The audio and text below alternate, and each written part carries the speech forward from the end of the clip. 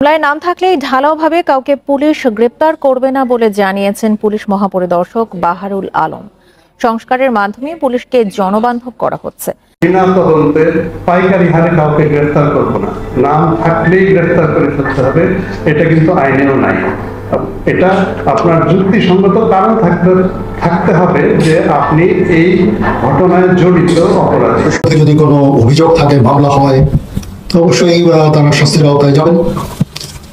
কিন্তু অবশ্যই আমরা চাইবো না যে এক্সট্রা জুডিশিয়াল কোনো অ্যাকশন তাদের উপর হোক, বিচার বহির্ভূত কোনো কাজ হোক, তাদের উপরে হামলা হোক বা। আসসালামু আলাইকুম ওয়া রাহমাতুল্লাহি ওয়া বারাকাতুহু। যে যেখান থেকে ভিডিও দেখেছেন সবাইকে জানাই মনের অন্তঃস্থল থেকে ভালোবাসা ও অভিনন্দন। দর্শক বন্ধুরা, সেনাপ্রধান মিস্টার ওয়াকার তিনি হঠাৎ করে এই কথাটি কেন বললেন যে ক্ষমতার চেয়ার উল্টে যেতে পারে যদি এভাবে প্রতিনিয়ত চলতে থাকে। শুধু এটাই না, এই 5 আগস্টকে ঘিরে সেনাপ্রধান আরেকটি বোমা ফাটালেন যে এই অন্তর্বর্তীকালে সরকার গঠিত ক্ষেত্রে কিন্তু এই বাংলাদেশ সেনাবাহিনীর অন্যতম কিন্তু একটা বড় ভূমিকা আছে। অতএব যারা নাকি এটাকে অস্থিতিশীল কিংবা যারা নাকি বর্তমান এটাকে অস্বীকার করার চেষ্টা বা পায়তারা চালাচ্ছেন তাদেরকে বলতে চাই, অন্তর্বর্তীকালে সরকারের যে চেয়ার এটা কিন্তু উল্টে যেতে পারে যদি আপনারা এখন পর্যন্ত দেশে শান্তি এবং অস্থিতিশীল বন্ধ না করেন, তাহলে ক্ষমতার চেয়ার বদলে যেতে পারে। দর্শক বন্ধুরা, আমাদের বাংলাদেশের সেনাপ্রধান মিস্টার ওয়াকার তিনি আসলে এটা কিসের ইঙ্গিত দিলেন? শুধু এটাই না, সেনাপ্রধানের সাথে আমাদের বাংলাদেশের যে পুলিশ কমিশনার তারাও কিন্তু একই কথা বলতেছে যে বাংলাদেশে 5 আগস্টকে ঘিরে পুলিশের উপরে যে পরিমাণ গণহত্যা কিংবা আওয়ামী লীগের উপরে বা সাধারণ জনগণের উপরে যে একটা হয়রানি কিংবা যে একটা গণহারে মামলার একটা প্রক্রিয়া, এটা কিন্তু এখন পর্যন্ত চলমান। তো এটাকে বন্ধ করতে হবে। সাধারণ মানুষ ভুক্তভোগী, বিশেষ করে বর্তমান কারা ভুক্তভোগী সেটা আমরা সবাই জানি। কিন্তু ভাই, প্রথম কথা হচ্ছে আপনার সেনা প্রধান মিস্টার ওয়াকার তিনি যখন রাশিয়া সফর শেষ করে বাংলাদেশে ফিরলেন, তখন অন্তর্বর্তীকালে সরকারের পক্ষ থেকে তারা অনেকেই আপনার বলা বলি করতেছে যে রাশিয়ার সাথে আপনার সাথে কি বলে এই ইন্ডিয়ার সাথে খুব ভালো সম্পর্ক। ভারতের রেফারেন্সেই আমাদের বাংলাদেশের সেনা প্রধান তিনি রাশিয়া যান। এখন এই রাশিয়া সফর শেষ করে আসতে না আসতেই তার মুখ থেকে এই ধরনের বক্তব্য আসলে অন্য কিছু কিন্তু ঘটে যেতে পারে। এখানে ভারত প্রতিনিয়ত বলতেছে যে শেখ হাসিনাকে বাংলাদেশে প্রধানমন্ত্রী করে ফিরবে, এবং সেনা প্রধানের আপনার গতকালকের এই বক্তব্যকে কেন্দ্র করে যে ক্ষমতার চেয়ার কিন্তু উল্টে যেতে পারে, মানে এই বিষয়টা আপনি কিন্তু হালকা ভাবে নিতে পারেন না। কিন্তু আরেকটা প্রশ্ন থেকেই যায় যে আমাদের বাংলাদেশের সেনা প্রধান মিস্টার ওয়াকার তিনি আসলে কিসের ইঙ্গিত দিলেন? আপনারা কে কি মনে করতেছেন সেটা অবশ্যই জেনে যাবেন। সেনা প্রধান মিস্টার ওয়াকার তিনি আরো বলে যে বর্তমান সাধারণ আওয়ামী লীগ কর্মীদের উপরে বা যারা গণহারে মামলা চালাচ্ছেন তাদের উদ্দেশ্যে বলতে চাই এইগুলা বন্ধ করুন। এবং পুলিশের উদ্দেশ্যে তিনি আরো বলেন যে থানার ভিতরে কেউ যদি কোনো ব্যক্তির নামে জিডি করে এটাকে তদন্ত করে দেখতে হবে, পাই করে তদন্ত করে দেখতে হবে। ক্ষুদ্র থেকে ক্ষুদ্র মানে একদম চরম পর্যায়ে গিয়ে খতিয়ে দেখতে হবে যে যে ব্যক্তির নামে এই জিডিটা করা হলো এই ব্যক্তি আসলেও বা আদেও তার পরিবার কিংবা সে জড়িত কিনা এটাকে দেখতে হবে। অন্যদিকে আপনার আওয়ামী লীগের বা আপনার ছাত্রলীগ কিংবা সাধারণ জনগণ কিংবা বিএনপি কিংবা হতে পারে জামাত বা যেই হতে পারে, সে একজন যদি বাংলাদেশের নাগরিক হয় তার উপরে যদি কেউ কোনো মিথ্যাচার চাপায় দেয় কিংবা আপনার হত্যাকাণ্ডের মামলা, চাঁদাবাজি মামলা, এই মামলা সেই মামলা, নানান পদের মামলা, এই ধরনের মামলা মোকদ্দমা যদি চাপিয়ে দেয়, আপনি সাহসের ভূমিকা রেখে পুলিশের সাথে কথা বলতে বলছে।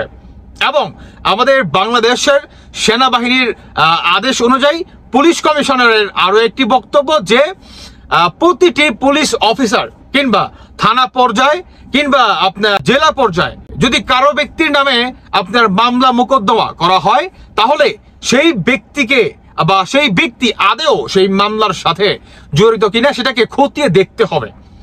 সাধারণ মানুষ ভুক্তভোগী হতে দেওয়া যাবে না। সেনাপ্রধান তিনি আরো বলেন যে আপনারা যেভাবে বর্তমান সরকার পরিচালনা করতেছেন, এই যে একের পর এক একটা জঙ্গিবাদী দেশদ্রোহিতা কিংবা বড় বড় সন্ত্রাসীদের আপনারা একের পর এক আপনারা ছেড়ে দিচ্ছেন, তারা কিন্তু অরিজিনালি অপরাধী ছিল, কিন্তু আপনারা তাদেরকে ছেড়ে দিচ্ছেন আর বাংলাদেশকে আরো অস্থিতিশীল করার চেষ্টা চালাচ্ছেন। প্রতিনিয়ত আপনারা যদি এই কাজটা করে যান তাহলে বাংলাদেশের ক্ষমতা কিন্তু উল্টে যেতে পারে। যেখানে এই অন্তর্বর্তীকালে সরকার গঠিতর ক্ষেত্রে বাংলাদেশ সেনা প্রধানের ভূমিকা ছিল অন্য লেভেলের। দেখেন, সেনা প্রধানের এই যে বক্তব্যগুলা, এগুলো কিন্তু হালকাভাবে নেওয়ার কিন্তু কোনো সুযোগ নাই। কারণ দেখেন, সেনানিবাসকে নিয়ে মনে করেন সমালোচনা, হাসনাত আব্দুল্লাহ, তারপর হচ্ছে পিনাকির, আরো যে বাজার আছে, এবং এই বাংলাদেশ সেনা প্রধান মিস্টার ওয়াকার যখন নাকি শেখ হাসিনার পতন ঘটে, তখন কিন্তু এই অন্তর্বর্তীকালে সরকার গঠিত করার পিছনে অন্যতম একটা ভূমিকা ছিল বাংলাদেশের সেনাবাহিনী। কারণ ভাই, দিন শেষে আমরা যারা সাধারণ জনগণ, তারা কিন্তু এই সেনাবাহিনীর উপরে কিন্তু আস্থা ছিল। অন্তর্বর্তীগণ আর উন্মুখবর্তীগণ, তাদের কারো উপরে আমাদের কোনো আস্থা কিন্তু ছিল না। কিন্তু বর্তমান বাংলাদেশ সেনা প্রধান মিস্টার ওয়াকার তিনি তার নিজ ভূমিকায় ফিরে আসতেছে।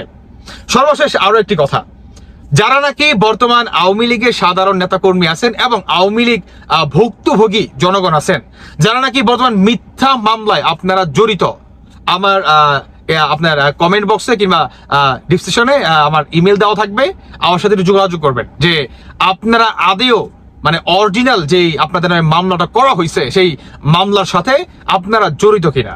যদি আপনাদের ক্যারেক্টার কিংবা আপনারা যদি বা আপনার পরিবার যদি সেই মামলার সাথে বা মোকদ্দমার সাথে যদি জড়িত না থাকেন, তাহলে আপনারা 7 খুন মাপ পেয়ে যাবেন। ওই যে আপনার বিএনপি নেতা বলবে, জামায়াতের নেতা বলবে, কিংবা ধরেন আওয়ামী লীগ কেউ খাইছে, বিএনপিও খাইছে, মানে আওয়ামী লীগও মনে করেন ক্ষমতা আসলে তার ক্ষমতা একই রকম, বিএনপি ক্ষমতা আসলে তার ক্ষমতা একই রকম। এই ধরনের মানুষও কিন্তু আমাদের সমাজে অহরহ। অতএব যারা নাকি আপনাদের কাছ থেকে টাকা পয়সা খেয়ে বলতেছে বা বলবে যে আপনার মামলা মোকদ্দমা আমরা শেষ করে দিব, 10 জন ওইখানে তারা 1300 নাম দিয়ে দিচ্ছেন। আইন আমাকে আসলে সেই ক্ষমতা দেয়নি, উনি যত ইচ্ছা দিতে পারেন। কিন্তু এখানে যেটা হচ্ছে যে নিরীহ লোকজনকে দিয়ে তাদের উপরে চাঁদাবাজি, তাদেরকে ভয় দেখানো, তাদেরকে বলা যে তোমার নাম বাদ দিয়ে দিব, এত টাকা দাও, এইসব করে তাদের উপরে একটা বিপুল চাপ তৈরি হয়েছে, উদ্বেগ তৈরি হয়েছে, আতঙ্ক তৈরি হয়েছে। কখনোই টাকা পয়সা দিবেন না, আপনারা সরাসরি পুলিশের সাথে যোগাযোগ করুন। যদি না পারেন আপনারা আমার সাথে যোগাযোগ করুন। যারা নাকি ভুক্তভোগী, মিথ্যা মামলায় ভুক্তভোগী, আমার ইমেল দেওয়া থাকবে, আমাকে ইমেল করতে পারেন।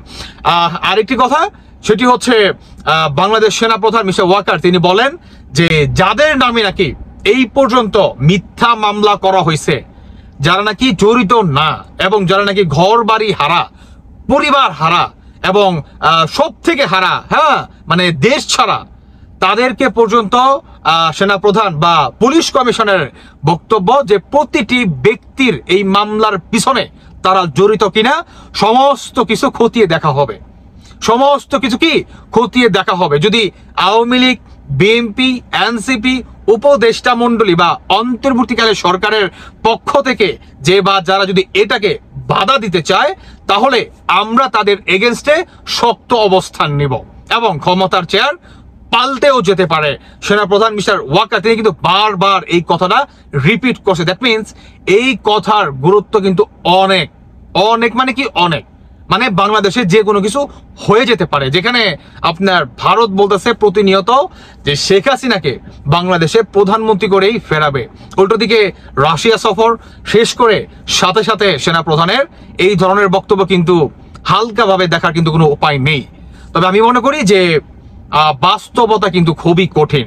বাস্তবতার সাথে কিন্তু আমরা এগুলো মিল কিঞ্চিত পরিমাণ পাচ্ছি না। কোনটা? মামলা মোকদ্দমার ক্ষেত্রে, পুলিশের ভূমিকার ক্ষেত্রে। অনেক জায়গায় পুলিশ কিন্তু এখন পর্যন্ত নিচ্ছেন নাও বিএনপি এবং জামায়াতের কথা শুনে কিন্তু টাকা খেয়ে কিন্তু তারা তাদের কথাই কিন্তু বলতেছে। এই দিকেও কিন্তু লক্ষ্য রাখতে হবে।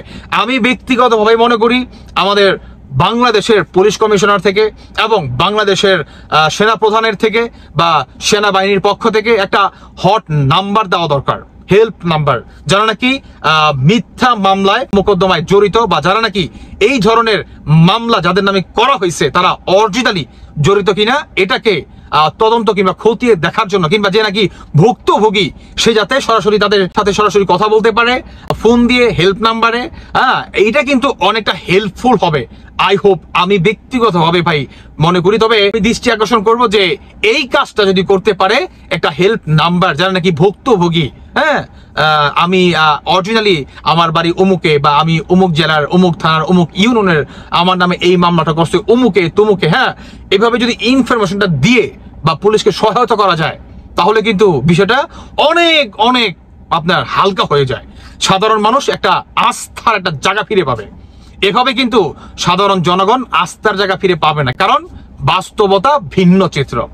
এখন দেখার বিষয় যে অন্তর্বর্তীকালে সরকারের পক্ষ থেকে কিংবা পুলিশ কমিশনারের যে আইজিপি তার যে বক্তব্য, কিংবা সেনাপ্রধান মিস্টার ওয়াকার তিনি যে বলল, এখন বাস্তবতা আসলে কতটুকু ফলে বা মিলে এটা সময় বলে দিবে। এবং দর্শক বন্ধুরা, আপনারা কি চিন্তা করতেছেন, আপনাদের মতামত অবশ্যই জানিয়ে যাবেন।